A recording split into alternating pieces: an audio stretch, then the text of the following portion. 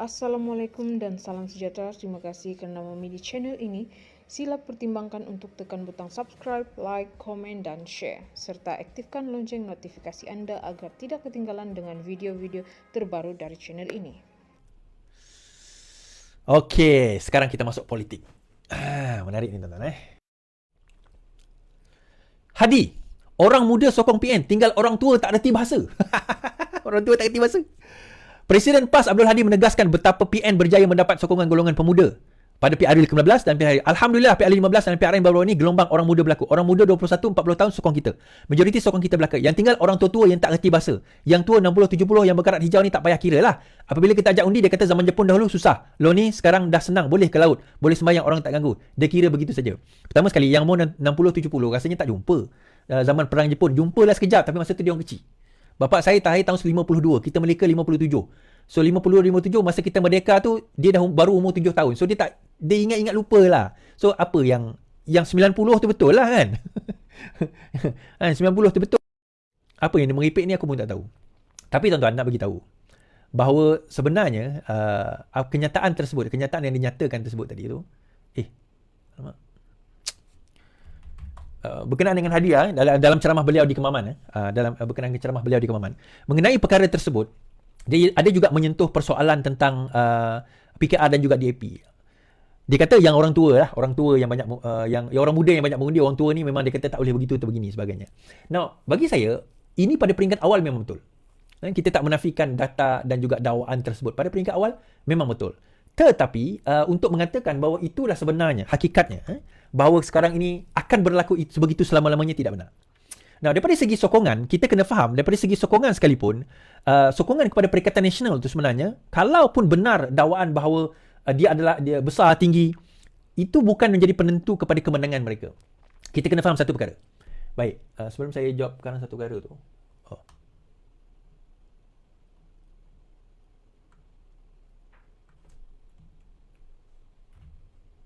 Okay.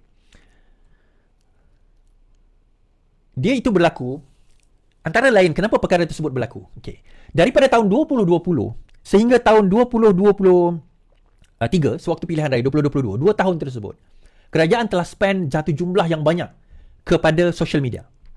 Kerajaan pada waktu itulah, Kerajaan Perikatan Nasional, Parti Perikatan Nasional termasuk PAS, spend a lot on social media. Nah, kalau kita faham benda ini, kita kena faham bahawa sebenarnya sokongan itu bukan kerana mereka menyokong Perikatan Nasional. Bukan kerana mereka menyokong PAS, tetapi kerana penguasaan social media itu berjaya mempengaruhi mereka. So, daripada segi sentimen itu, mereka berjaya kerana penggunaan dana dalam mempromosikan video mereka. Antara lain, kita pernah dedahkan dahulu, satu video PAS di Meta sahaja, dia spend around 20,000 just untuk promote video tersebut. RM20,000 satu video. Sebab itu kalau kita tengok, bersatu spend 7 million, 7 juta ke 9 juta hanya untuk promosi saja pada tahun 2021 saja. Kita tak cerita 2022. Kita tak cerita 2020. And that is why they were so confident. Mereka sangat yakin mereka boleh menang PRU yang lepas dengan lebih kurang 115 ke atas kerusi. Tetapi mereka gagal di negeri seperti Selangor. And even masa ketiadaan mereka jadi kerajaan, they spend a lot. Ratusan ribu di Selangor alone pada PRN yang lalu. And that's why dia sangat confident untuk menang. And that's why dia menang beberapa kerusi. Now, itu okey lah, maksudnya mereka berjaya. Tak, mereka berjaya mempengaruhi secara social media, secara pendapat. Tetapi benda itu short term. Dia berjaya memanipulasikan minda dia dalam satu short term. Tetapi dia tidak berjaya membina jiwa yang benar-benar faham. That is why even katakanlah Pakatan Harapan tak berbelanja sebanyak itu pun. In fact, saya boleh jamin tak ada belanja banyak pun. Adalah mungkin a few thousand berbelanja. Saya boleh kata PH masa tu belanja tak sampai pun 50,000 pun untuk social media punya iklan. Tak sampailah. Less than that. Pun dia dapat 80 lebih kerusi. Kenapa? Sebab pembentukan pemikiran itu datang daripada awal, bukan masa nak pilihan raya.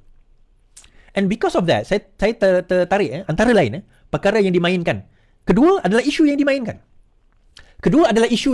Now, kita kena faham kenapa golongan sebenarnya disebut 40, bukan 40, 35 ke bawah.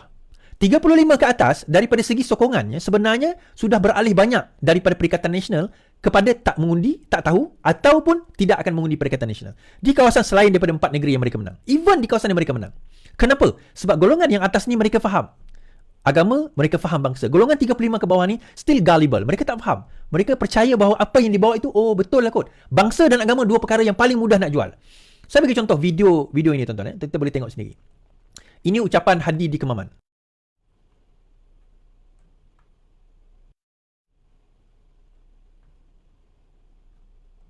Dengan PKR bahawa tak apa. DAP ni satu parti yang terang-terang bercanggah dengan Islam. Perlembagaan dia menegakkan sekularisme. Tak ada agama tak ada kuasa. Ini sekularisme.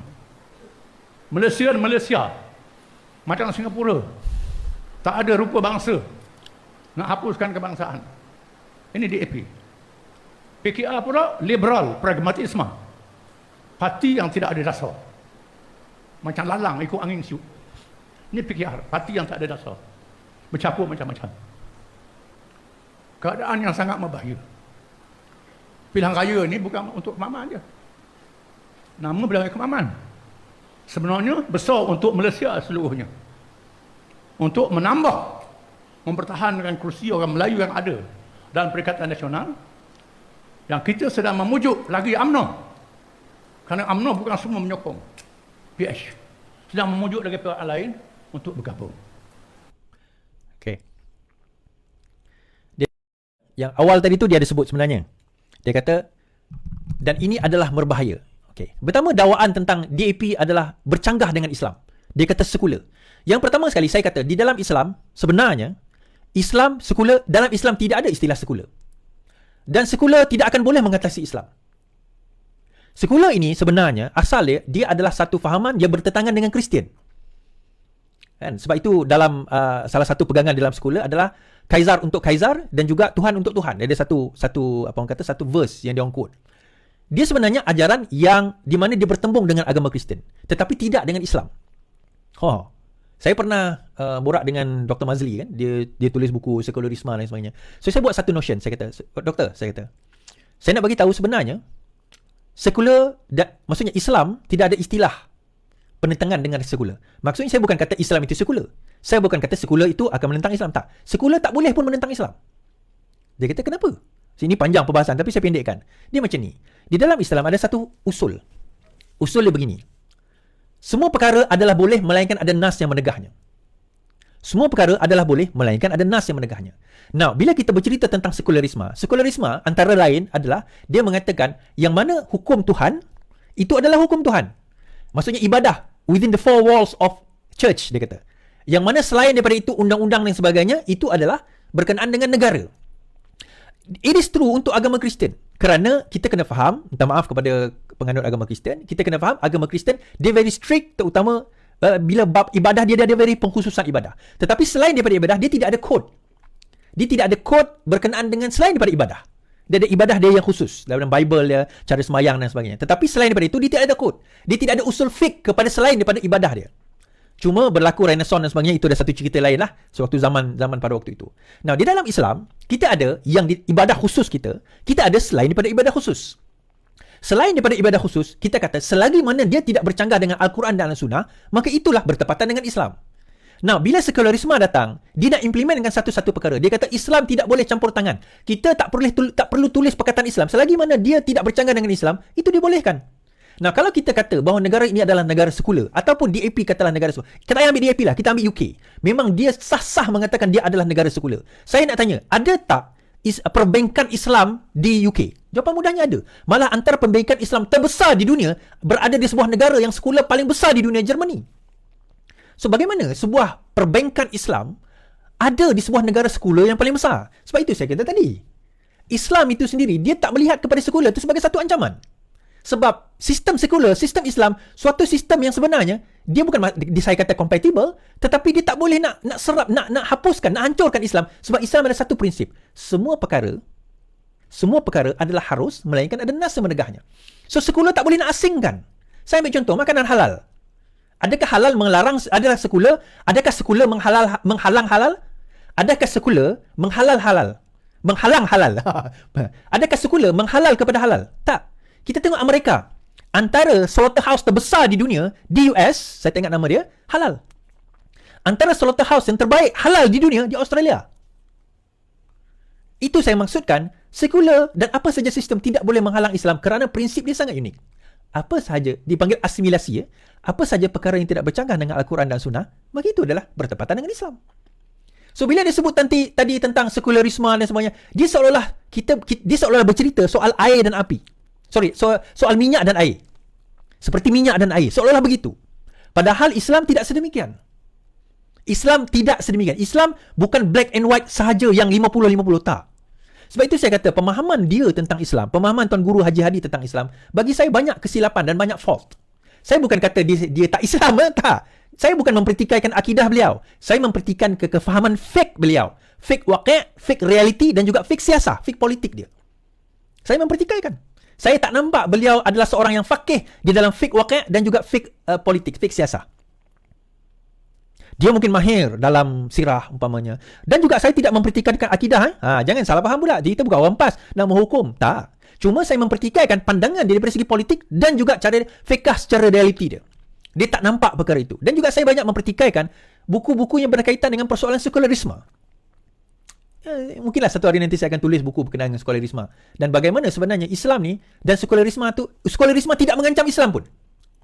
Sekularisme tidak dapat dia tak boleh, dia tak dapat pun nak mengancam Islam, because the way Islam operates, dia operate dalam satu konsep yang bersifat rahmat kepada manusia. Tak kisah apa sistem, whether komunis ke, whether anda sekular ke, whether anda kapitalis ke, whether anda demokratik ke, apa ke, konservatif ke, liberal ke, Islam akan sentiasa dapat menelusuri, masuk dan hidup di dalam mana-mana sistem yang dicipta oleh manusia. Malah Islam akan improvekan lagi sistem tersebut. Kerana generiknya Islam ini. Islam ini bukan satu benda yang mati, yang statik. Dia bersifat fleksibel. Fleksibelnya dia umpama air, tuan-tuan. Wherever you put, dia boleh adapt dalam suasana tersebut tanpa dia hilang core dia, asas dia. Ni kalau saya buat course ni, saya ada satu course yang khas nak menyentuh soal ini. Mungkin kita boleh buat benda lain. Tetapi yang saya tertarik, dia kata tadi dua perkara. Hadi Awang sebut tadi. Yang pertama, bila dia kata kita akan nak menarik lagi orang UMNO. Ada orang UMNO tak setuju dengan Pakatan Harapan. Dalam pada dia kata dia nak tarik tu, ada 4 orang dah lompat daripada Bersatu. Saya kata ada orang daripada PAS, tetapi dia berjaya halang. Sebenarnya tuan-tuan, daripada UMNO dah tak ada dah nampak harapan nak pergi pindah kepada Bersatu dah. Tak ada. Kepada Perikatan Nasional dah tak ada. Beberapa orang yang nak lompat itu, akhirnya kalau mereka nak lompat dan menyatakan sokongan, bukan setakat apa, mereka dah tak ada apa. Okey, Tuan-tuan rasa mereka nak hilang ke peruntukan yang diberikan kepada kerajaan 1.4 juta? Saya tahu lepas lah, tahun ni saya tak tahu lah kan. Tahun akan datang ni. Tuan rasa mereka nak hilang? Nak bersama dengan pembangkang atas dasar itu? Tidak. Jadi daripada situ jumlah yang disebutkan itu hanyalah retorik beliau di dalam kempen kepaman di hadapan pengikut beliau. Itu saja. Dan kedua, bila dia kata ini untuk rakyat Malaysia, betul. Kemaman adalah untuk rakyat Malaysia. Kerana apa? Kerana kalau rakyat Malaysia, terutama orang Kemaman, nak berubah, kalau PAS kalah di Kemaman, dia satu signal yang sangat besar bahawa sokongan yang selama ini ada kepada PAS telah mula berubah secara drastik. Tapi kalau PAS menang tak ada apalah, biasa je. Saya dah kata, kalau PAS menang tak ada masalah. Tapi kalau PAS kalah, pernah kita tanya soalan ni tak? Dan yang kedua tadi, bila dia menuduh sebagai DAP itu anti-Islam, saya rasa DAP dah boleh saman dah ni. Termasuk PKR dah boleh saman dah. Saya rasa daripada video itu sendiri, PKR sebenarnya dan juga DAP boleh saman apa orang kata Haji Hadi dah. Boleh saman Haji Hadi. Now, sebelum kita pergi ke cerita Bersatu Berpecah, saya nak baca survey. Yalah, tapi saya macam unfair, panjang kalau kita nak cerita survey, tapi kita cerita secara umum dahulu lah kan. Now, ini adalah survey yang dilakukan oleh Merdeka Center, dan Merdeka Center nampak sebelum pembentangan bajet tempoh hari, rekod sebelum pembentangan bajet, bahawa sokongan rakyat terhadap ataupun persepsi rakyat terhadap kepimpinan kerajaan Madani ini menurun. Ini sebelum bajet. So kita tertarik untuk melihat apakah selepas bajet persepsi mereka akan meningkat. Ini adalah dapatan yang dibuat oleh Merdeka Center daripada tahun 2018 sehingga 2023. Now, merah ini menunjukkan mereka tidak puas hati, tak suka. Biru ini menunjukkan mereka suka. Now, daripada ini kita nampak trend bahawa ada lebih kurang 4 kerajaan. Kerajaan Pakatan Harapan 2018, Kerajaan Muhyiddin Yassin, Kerajaan Ismail Sabri dan akhirnya Kerajaan Madani pada hujung ini. Nah, kita bagi satu persatu. Dan kalau kita lihat dekat sini, kita nampak trend pada awal bahawa rakyat suka kerajaan ini. Ini persepsi, ini bukan reality. Ini berdasarkan persepsi. Secara persepsinya mereka suka. Tetapi as time goes by, tak suka itu dah mula meningkat berbanding dengan suka. Dan akhirnya pada bulan 1 2019, kita nampak bahawa apa yang berlaku, tak suka itu lebih. Kenapa? Kalau tuan-tuan ingat, pada waktu ini berlaku antara lain, apa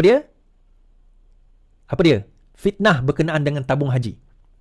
Di sinilah bermula fitnah berkenaan dengan tabung haji dan yang lain-lain. Dan kita nampak trend ni mula tak suka tu menaik. Kemudian bila beralih kepada kerajaan Muhyiddin Yassin, sama juga. Kan? Dia bermula tak suka dahulu, kemudian dia suka. Kan? Kalau tuan-tuan tengok Februari, okey, ini memang kerajaan Pakatan Harapan Januari, masuk Februari merasa, dan bila masuk bulan 5 setelah angkat sumpah, 58% rakyat berbanding 30% merasakan we are going to the right direction. Okay? Kita dah tukar kerajaan. Baguslah ni. Tetapi tuan-tuan tengok dekat sini. Akhirnya pada bulan 2020, bulan 9, prestasi mereka mula menurun dan rakyat mula tidak suka. Kerana pada awalnya mereka menjanjikan itu dan ini, lepas itu negara tutup. Tetapi ada nampak peningkatan sedikit pada bulan November 2020. Kenapa tuan-tuan? Kerana pada masa itu diumumkan KWSP, November 2020 iSinar. So nampak peningkatan. Tetapi turun balik dan akhirnya diumumkan balik KWSP iCitra November 2021, nampak peningkatan. Pada bulan Jun 2021 nampak peningkatan dekat sini, tetapi masih tidak cukup menyelamatkan negara pada waktu itu. Dan kerajaan ini dianggap sebagai kerajaan gagal. Alright. Now, masuk Ismail Sabri. Ismail Sabri bermula dengan kerajaan ini dianggap sebagai gagal. Tetapi bila bertukar pada bulan 9, dia angkat sumpah pada Julai, Ogos, kemudian masuk bulan 9. Ogos itu iCitra diumum ataupun iLestari kot. Tapi KWSP diumumkan dan mula naik. Tuan-tuan nampak mula naik, sokongan mula naik. Tetapi immediately terus turun sokongan tersebut. Sehinggalah pada November 2021, pada waktu itu naik sedikit di sini kerana KWSP pada bulan Mac 2022 naik sedikit. Dan akhirnya kita tengok tetap juga kerajaan sokongan menurun. Dan akhirnya berlaku pada kerajaan sekarang ini bila mula mengambil alih post election menaik semakin baik, kemudian pada hujung 2023 mula menurun 47%, 60% kepada 31%. Now, tetapi dalam kerajaan ini tidak diperkenalkan lagi sebarang inisiatif-inisiatif yang kita sebut tadi tu. KWSP, iCitra, kerajaan ini tak buat. Malah banyak perkara yang kerajaan ini nak, yang rakyat nak, kerajaan ini tak nak buat. Sepatutnya kalau mereka risau kepada benda ini, dia kena inject lebih banyak. Bukan, data ini diperolehi sebelum pengumuman bajet KWSP sebagainya. Now, ada orang kata, bagilah KWSP, nanti akan naik sokongan. Kita dah buktikan, walaupun dibagi KWSP, sokongan itu naik sikit dan sementara saja. Kerana apa? Mereka tak address the real issue. What is the real issue? The real issue daripada semua ini adalah berkenaan dengan ekonomi.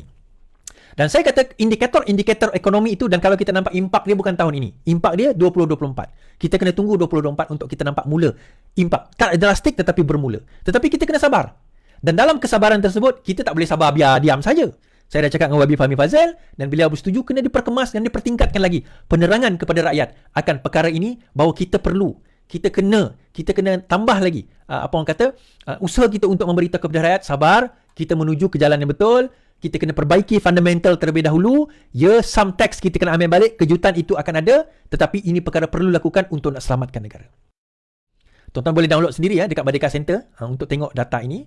Dan the biggest problem facing the country, menurut total 77.8%, 80% Melayu mengatakan ekonomi, Cina mengatakan 69% ekonomi, Indian 80% ekonomi, Muslim Putra 84% ekonomi, peratus ekonomi, 79.5% non-Muslim Putra mengatakan isu dia adalah still ekonomi. Nah, adakah ekonomi itu bermasalah? Itu cerita lain, itu reality. Itu data, kita boleh kata tak dengan data ini, data itu. Tetapi ini adalah persepsi. So, adakah kita boleh counter persepsi ini? Itu adalah persoalan yang kita kena bahas dan kita kena jawab.